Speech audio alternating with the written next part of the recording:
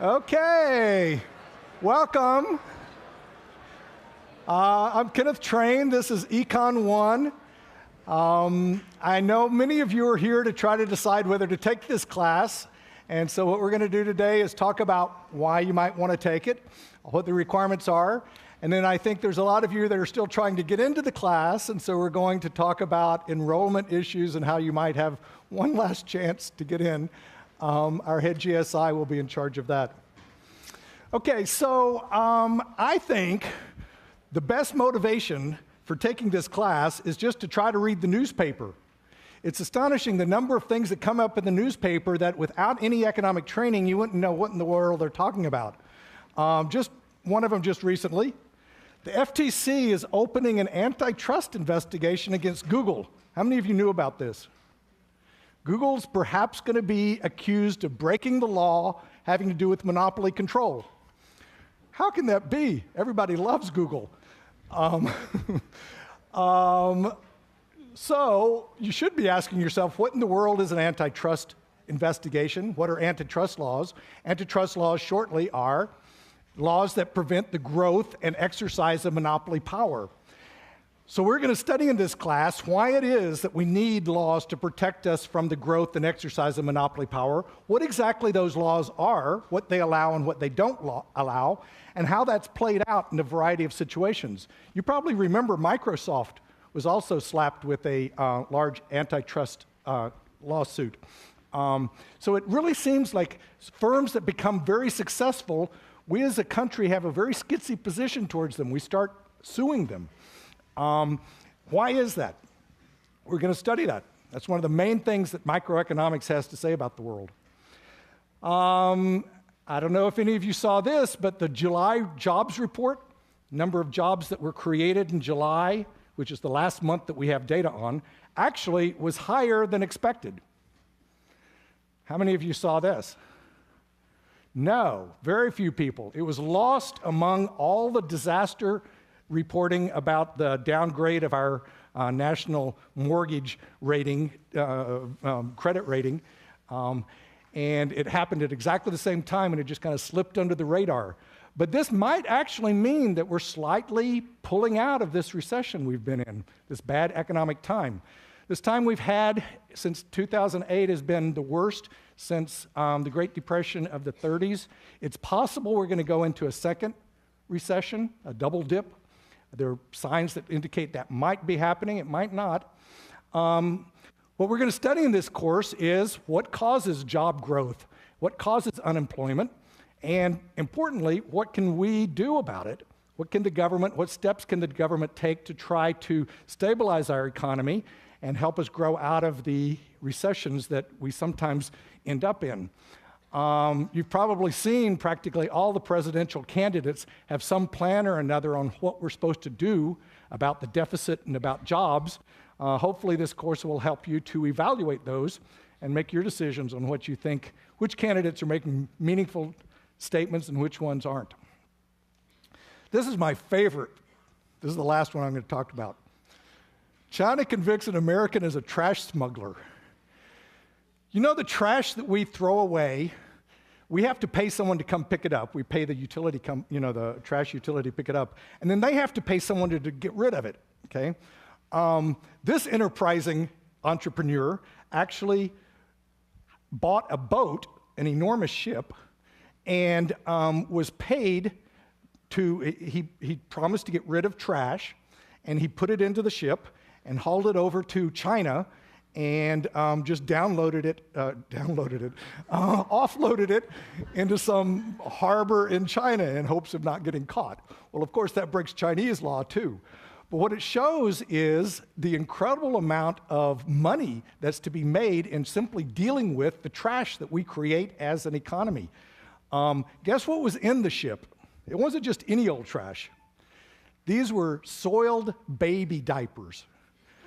The entire thing was filled with soiled baby. Can you imagine the Chinese official who opened the hull and the smell came out? Anyway, the act of living, the act of having children actually creates pollution. We need to somehow deal with this. We create pollution in all forms of our living, and we need to figure out how to handle that in our economy. So that's what we're going to study in this course, how to make the right decisions about the degree of pollution that we need to have or want to have, how to protect the environment at the same time that we keep our economy growing. That's the main topic of economics and one of the topics that we're going to discuss in this class. You can go on. Practically all the paper and newspapers are filled with topics that have to do with things that we're going to study in this class.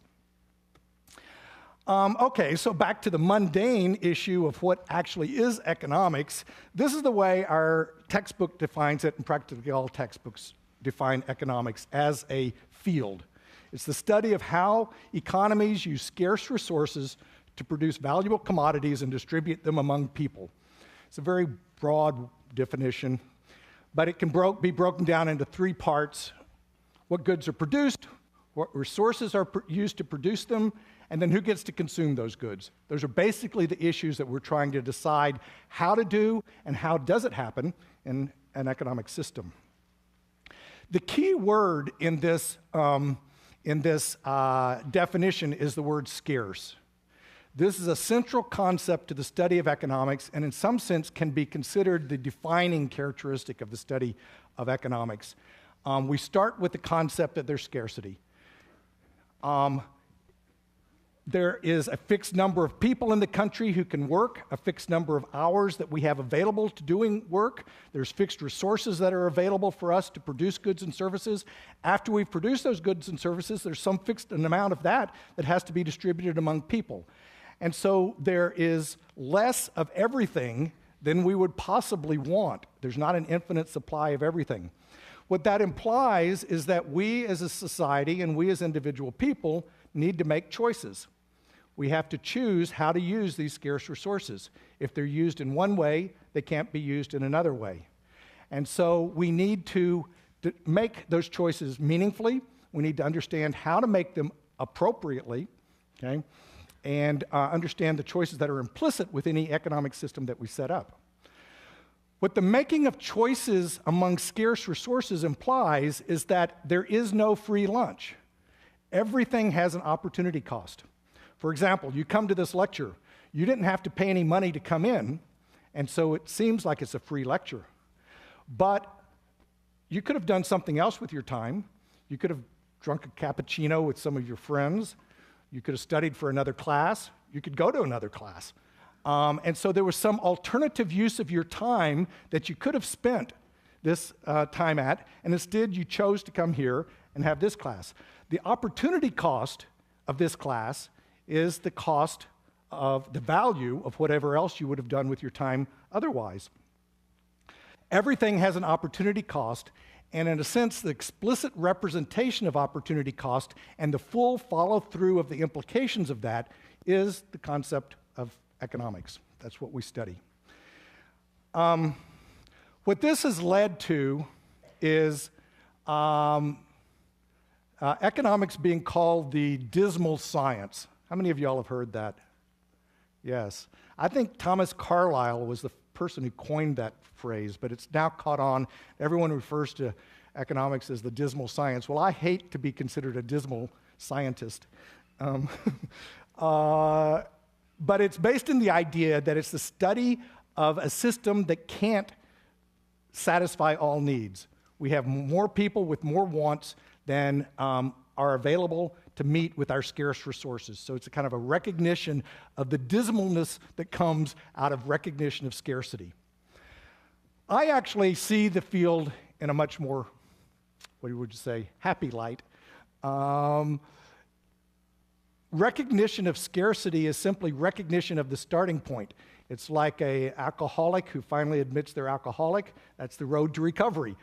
For economists, recognition of scarcity is actually the way we understand how to create more abundance. How do we get more goods and services out of our scarce resources, and how do we allocate them in a more appropriate way to give more benefits to more people? So another way to look at economics is, instead of this definition that was given earlier, it's the creation of abundance, the science of how we create more with our scarce resources. How do we produce more? How do we have opportunities for mutually advantageous trade where I can give you some of my goods, you can give me some of your goods through a market system perhaps, and we both be better off. And how do new products and processes get created? This is actually the more appropriate view of the field throughout history.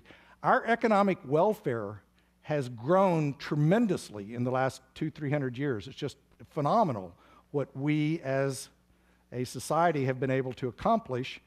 And it's not with an increase in the amount of land available. The land's always been there. And the resources available. We have more population, but our economy has grown much more than that. It's actually through being better able to create things out of what we've got. And that's what we're trying to do throughout this whole course. You need to keep remembering that that's the goal, that that's what we're trying to do. So you can redefine this as economics is how to create more benefits with our existing scarce resources. Okay, well, that is a kind of pep talk. I want to go over, well, just to make clear, microeconomics, we're going to have this class divided into two parts. Microeconomics has to do with the behavior of individual firms and consumers. Okay. Later, if you continue on in economics, you'll take an entire course on microeconomics. And then macroeconomics is the behavior of the economy as a whole. Okay. It should be the case that the two are interrelated. However, at our level of understanding of the macroeconomy, there's not that much relation between the two. As you'll see, the kinds of forces that operate and determine what happens in a macroeconomy are, in a sense, independent. They're not independent, but if you try to apply this concepts of microeconomics writ large for the macroeconomy, you can go really wrong, okay? And so usually these two concepts are divided, and the next generation of you people can figure out better ways for us to reconcile the two parts of economics. Again, later, if you continue in economics, you could take classes just in macroeconomics. We're going to cover both because the purpose of this course is to give you an idea of what the field has to say, what it is that you might want to be studying when you go forward in economics, and whether you want to do this as your profession or your major. Okay, so what are the course requirements? I want to say we've got a lot of resources available for this class. There's a lot of people involved, and you should take advantage of everything. First, I want to say, this is a good time to start, our head GSI is going to be in charge of all enrollment issues and other issues that arise during the course. Zhao Yu, where is she? There, over here. And I think now's a good time to just talk about enrollment. There's a few, anyway, you go ahead. Okay. Whatever you want to say. Is it open? Is that on? Yeah, okay. So my name's Xiao Yu, and I'm the person who handling the enrollment of this whole class. I know we have a lot of students on the waiting list, and a lot of them want to get in. So first, let me explain a few things. For the people who are already in this class, please attend the first week sections. If you don't show up for both of the two sections, you will be dropped. So the people who are in the waiting list will get in. So make sure you attend the first two sections, which is in the first week. And for the people who are in the waiting list, if you are pretty high, so you might get in the class just by other students dropping the class. And for other students who are not in the waiting list or have some reason that you don't get in regularly registered class in phase 1, we have a separate procedure we call it applying for the CEC code. So I have the form here. I will leave a few copies in the desk and also a few copies in the hallway. And you can also reach me in my office at Evans 5082. Basically, most of the time in the first 2 weeks, I'll be there. So you can also feel free to email me. My email address is on the website, right? Right. Yeah. So you can apply for the code if you think you have some priority getting the class. For example, you need the class to graduate to satisfy some requirement of your department. So we can consider that. Just want to make sure that we reserve 20 seats. So that's why you see there are only 700 people getting class while we have 720 in the class limit because we reserve 20 seats for those students. If we don't have those students, all the extra seat will go to the waiting list so people will get a chance to get in. Okay. Any questions? Any questions? Everyone's happy with enrollment? Wow, that's good. First year ever. Thank you. Okay. We also have, each of you has a GSI that is in your assigned section. The GSIs are co-teachers in this class with me.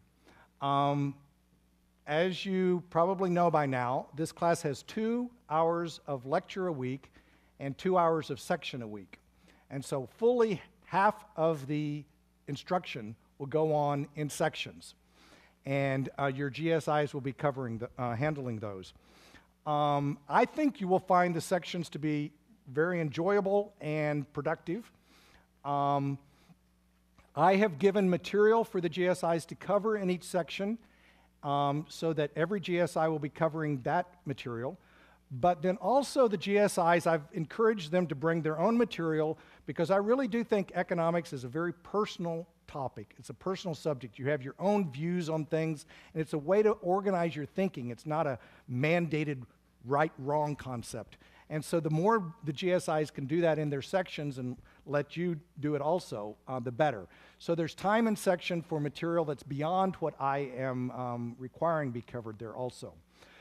The required material in the sections will also be on the exam, so it's important you go to section or you won't do well on the exams. For example, I think the first topic we're covering in section is the production possibility frontier. It's a really important and useful concept. We're not going to talk about it at all in lecture, and it's important that you be in section for it.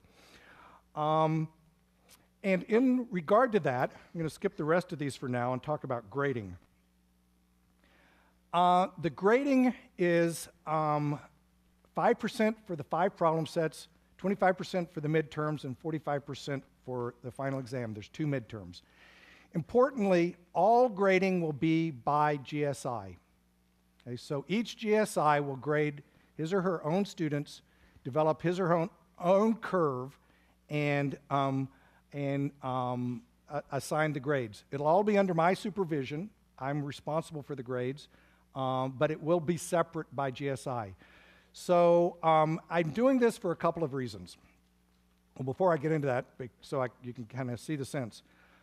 This class also has a stricter grade distribution than most classes you're perhaps accustomed to.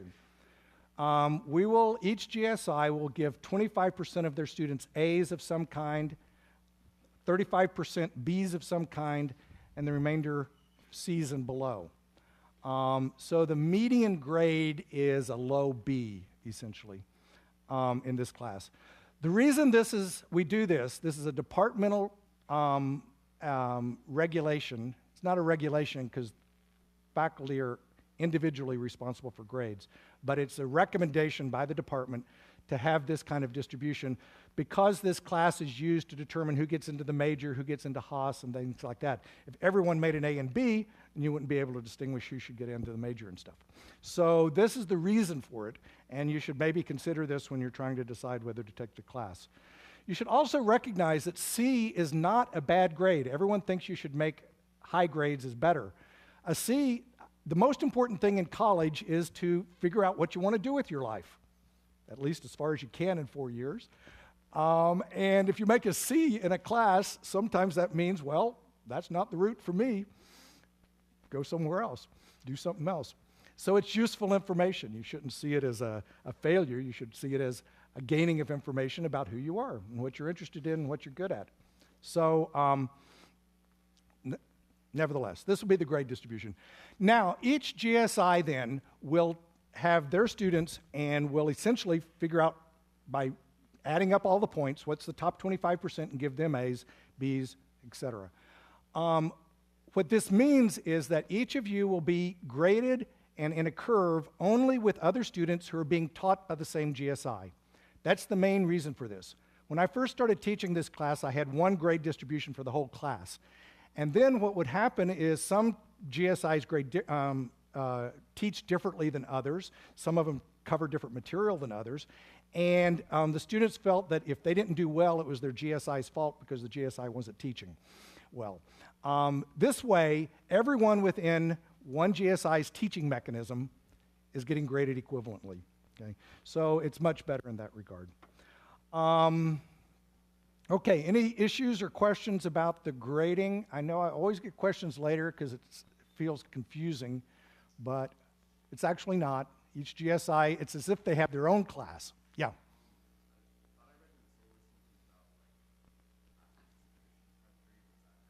Pass, no pass? Participation is not counted towards your grade in any fashion. There are several ways for that, reasons for that. Some of the GSIs asked me about that because they wanted to do that, but I'm actually opposed to it. I think we're providing you here an excellent learning opportunity, but I really do feel each of you can make a choice of taking advantage of it to the extent you want. If you don't want to come to section, you don't want to come to lecture, it's truly your choice. You probably end up with a C, but I don't want people to have to do anything. This is an opportunity for you to be the best you can be, and you can take advantage of it to the extent that you want. So in that sense, attendance is not graded, and participation in the sense of discussion, I don't like having graded because there's huge cultural differences in how people interact in group situations. And so I don't want those to enter into the grades either. Anything else? Great. Okay. The textbook, I want to talk about this. Textbook is Case, Spare, and Auster, Principles of Economics. You can use either the 9th or the 10th edition. I would encourage you, as budding economists, to find ways to save money on this. The 10th edition costs something like $240. $196 on Amazon. I looked on half.com yesterday, and there were 9th editions available for $38. And they rush mailed them to you. I would encourage you to do that. I think the publishers charging these prices is sinful, and we should use our economic clout to avoid paying these prices. All the readings on the syllabus and on the website are given for both the 9th and the 10th editions, so you can use either one.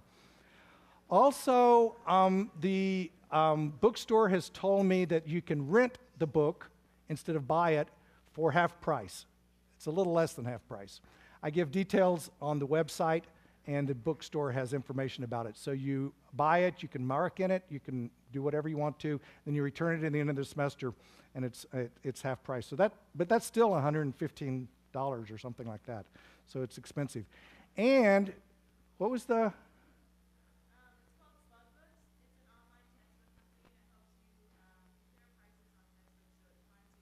the cheapest. Yeah, slugbooks.com. Slug because of UC Santa Cruz, our compatriot campus. So try to find, if you've already bought the 10th edition, I don't want to make the bookstore mad at me, but you could find one online at $38 and then bring it back, the 10th edition, back to the bookstore. We have a course website. B-Space for this class simply orients you back to this website. It's because I created this website before B-Space existed, and I like the way it displays information better than the B-Space. Each of you will probably also have a B-Space site for your individual sections. Your GSIs will have them. Okay, so we've got our head GSI, we've got our individual GSIs that each of you will have as your individual teacher. We also have an audiovisual crew up here, Ezra and Vivian. You want to wave to them? Hi. This class is being webcast, so a few hours after the lecture, it will be available on webcast.berkeley.com if you want to look at it. This is hopefully only for you to do as a review. As I said before, attendance is always your option, but I really do believe being here in person is part of the experience of being at Berkeley. This is what you're here for. It would be a shame to miss this opportunity of actually having in-class discussions. You could have gone to University of Phoenix if you wanted an online class. So I encourage you to come here, even though you do have the opportunity to watch the webcast later. Also, the vice chair of the department, when I told him I was going to do these webcasts, told me he didn't want me to do it because he thought students would quit coming to lecture. And the compromise we reached is that I told him that I would cut off the webcast if I find that that's starting to happen. So that's happening. So don't worry. Just come to the lecture. Let's see. The lecture slides. Starting next lecture, each lecture is going to have a tremendous number of slides with graphs, and we're going to go through them at a relatively rapid pace. It would be hard to draw them as quickly as we're going to be going through them. It's one advantage of having this electronic process is that you can go through slides and go through a lot of information quickly. I remember when I was a student, everything was drawn, and I got so deadly bored in class, it was unbelievable. And now we go at a much faster, and as a result, all of you people are smarter than we were at your age. It would help if you had hard copies of the slides when you came to lecture. You can get them online. They're online in 2 different versions, 6 slides per page or 4 slides per page, 2 slides, I think. Or you can get a booklet of all of them. There's 265 pages of slides at Fast Imaging, and it only costs $7. So that's cheaper than if you printed them out yourself. Fast Imaging is on University between Shattuck and Millview. They're 3-hole punched, so if you want to put them in a binder, you can. They don't come that way, so you don't have to pay for the binder if you don't want it. Okay. Any questions about the logistics of the class? Be sure to attend section the first week. The first week ends this coming Wednesday, or else you'll be dropped from the class. Other than that, did you have a question? No? Aloha. See you next Wednesday.